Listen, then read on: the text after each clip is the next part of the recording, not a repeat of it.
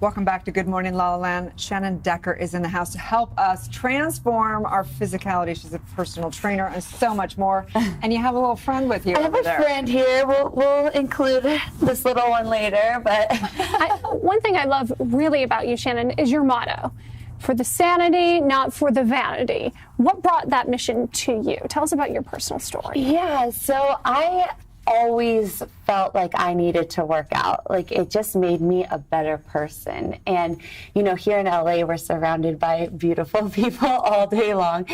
So that's kind of just like a added bonus, which you get physically from it. But I know for me, I am not my best unless I work out every day and I get that good sweat in, the endorphins. So one day I was like, you know, just kind of chatting. I was like, you know, it's for the sanity, not the vanity. And I was like, oh, I like that. Tagline. Yeah. And they do say working out is the equivalent to taking an antidepressant or an anti-anxiety pill. It's that powerful of an effect. Some people, for some people, for sure. I know, like, online, you know, you see debates that sometimes it doesn't work for everybody, but I know for me, my mood will completely change. When I was younger, I surfed a lot, and my mom would be like, maybe you should go in the ocean. She's like, go exercise, because I'd come back like a whole new person. Right. So tell us, so you work with people, and what would you say is the typical way, like people have to work out 3 times a week, or does it depend on each person, or how do you structure it for people? Yeah, no, that's a great question. So everybody's different. I have one-on-one clients. Sometimes, you know, people bring their friend or whatever, but typically one-on-one. And I love to have them as much as they want to come to me. But most people do 2 to 3 times a week.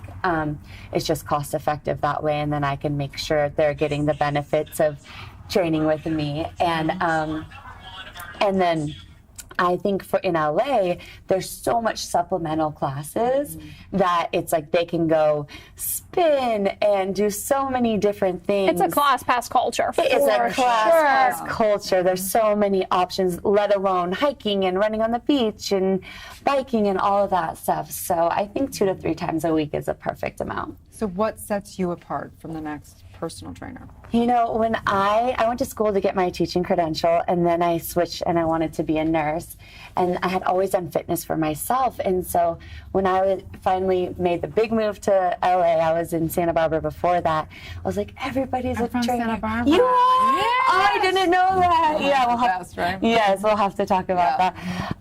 But so I'm like, everybody's a trainer and a model, and so I felt like it was a little saturated.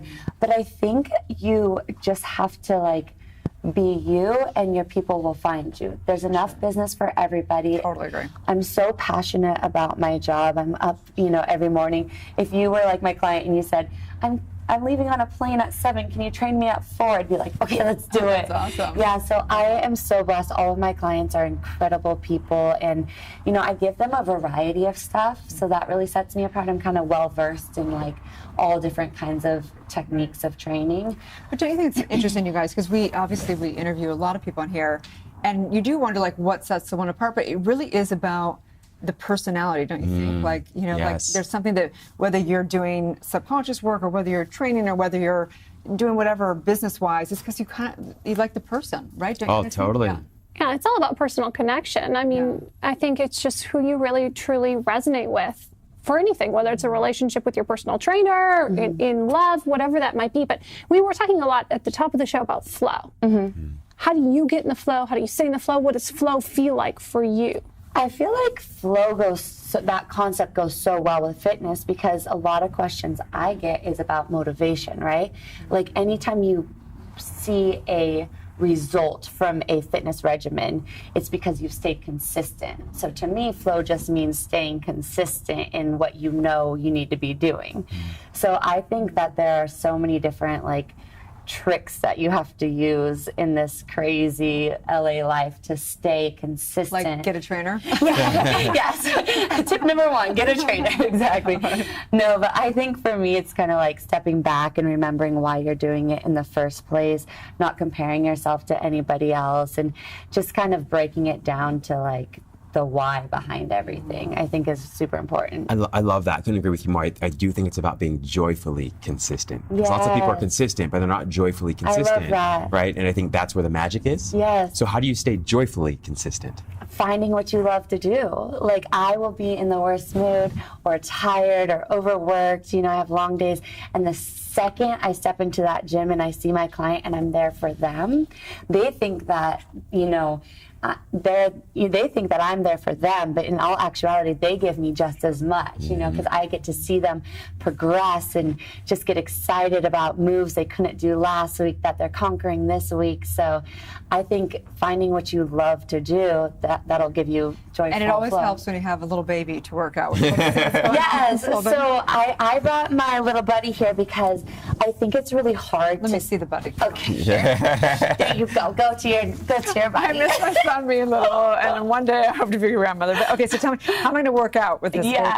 So, you know, people set so many at the gym. There's like an influx of people because it's New Year's, and so everybody sets fitness goals. 70% of people set fitness-specific goals. Wow. By this time, January, 30% of them have lost it. By February, it's 80%. Wow. Yeah, so it's hard. And I think part of the problem is people set these crazy, unrealistic goals, right? So I was like, how can I help people kind of take it week by week, day by day, and stay consistent so that, you know, by the time summer rolls around, they're feeling good. So these are my 5 tricks. So the first one is to utilize your errands. We all have to go to the grocery store, the dentist, the DMV, Target. So you've heard it before, but actually do it. Park far away. We and have to in LA anyway. Yeah, right? No choice. Blocks away. No choice. Exactly. Take the stairs, you know, also in LA, there's lots of apartment complexes, so take the stairs. That's my tip number 1. Tip number 2 for all the parents out there are to involve your kids. So I have a 9-year-old in my life, and I make her do her homework, and she learns her math facts, and we both have to hold a plank until she gets it right. So I'm like, no, that's not the answer, come on. So it's like, how do you have time to, like, me get my workout in, prep for my day the next day, cook dinner, do her homework, bedtime routine, so we kind of like mash it together. If you have a baby, you can do your squats and toss it up in the air. I couldn't gain a pound when my son was little because you're holding your baby the whole. It's so physical. People have no idea. Yeah, chasing the kids around. Yeah. You can just make up games like pretend, go get me the orange coffee mug and run and get it, bring it back. You know, you can just make stuff up to stay active. Let's go up these stairs 10 times. Whatever it is, it doesn't have to be complicated, right? So yeah, just lots of little like at-home tricks. We talk about incorporating fitness into your routine. So you have to unload your groceries, make a game out of it. You're going to do squats on the way. Yeah. To the kitchen. Squats. You can do some curls and presses. You want to try it on you? I can do it. Okay, try it. Oh, man. Don't hurt the baby. Exactly. That is so smart, though, because especially moms, they might not have time to incorporate a specific fitness routine. Yeah, and when all of my personal training clients, we say, team, no excuses. Like, there is literally no excuse. 15 minutes is better than nothing, you know. Another trick I use is that I put it on the calendar. So most of my clients text me on Sundays, and I say, okay, great, you're coming in Monday and Wednesday. What are you doing the rest of the week? Am I going to Soul Cycle? Am I going to Rumble? Am I meeting a friend at Runyon? Whatever it is, they tell me, so that way it's accountability. And I can, when I see them on Wednesday, I say, hey, how was, you know, indoor cycling on Tuesday? So lots of little things you can do to help you keep that New Year's resolution. So I have a question around intensity level. Okay. Right? So, like, you know, everybody's a little different, but what do you recommend in terms of intensity level so that people maintain their consistency, but they do it in a joyful way still? Right? Right. So for that, you have a point. Like, you need to get your heart rate up. It depends on what your fitness goal is. So if you're trying to gain muscle versus lose weight, it's very specific. So you want to find a trainer that knows about that and can help you meet your goal. But for just everybody who doesn't have a trainer, I would say find what you love doing, because you're going to end up doing it a little bit more intensely. You're going to end up doing it a little bit longer. If you hate beach volleyball, you're not going to stay out there for hours and play, right? So we're running out of a little time, but you know, I think it's interesting because a lot of our friends that are kind of in the fitness world, a lot of them are shifting to mindfulness and spirituality even because they find working with people, a lot of people are having blocks. The reason why they sabotage things or the reason why they, they know what they should do, but they don't do it is subconscious of how do you deal with that part of it for your client? With being blocked mentally, I understand a lot of people feel like that, but I'm telling you, these people out here in LA, they are motivated. Like a lot of them, they're up on all the latest trends. There's crystals in their workout gear. They show up ready to go. Crystals in their water bottle. In their water Wow. They're like, come on, let's do this. So I don't experience that as much with my clients because usually the people that are seeking out personal trainers your consciousness is clear. You're like, I don't even call in them. Yeah, but it is partly a therapy session some days. So I think it's actually, I don't know if I'll say this right, but I think the physical activity is actually what's going to unblock you. So if you can just force yourself to move and to not think, like for me, it's long runs. That's what kind of unblocks me mentally. So I think it's like you have to hurdle or push or slam through. So where do you like to run? Because I love to run outside and it's hard to find places. Yeah, I try to not run the same route all the time because of like being a girl, and I sometimes run late at night when it's like I finally have time to work out. But I'll run in. So it's about 30 minutes. Yeah, that's not exactly a run. You can do it. Scaling a mountain. Like a torture. But Marina Del Rey is really nice, a bike path towards Manhattan Beach. That's awesome. Nice. And then I just use my Nike Run app. I train in West Hollywood, so sometimes I just stick to the main streets because I'm a girl and I'll get lost if I don't.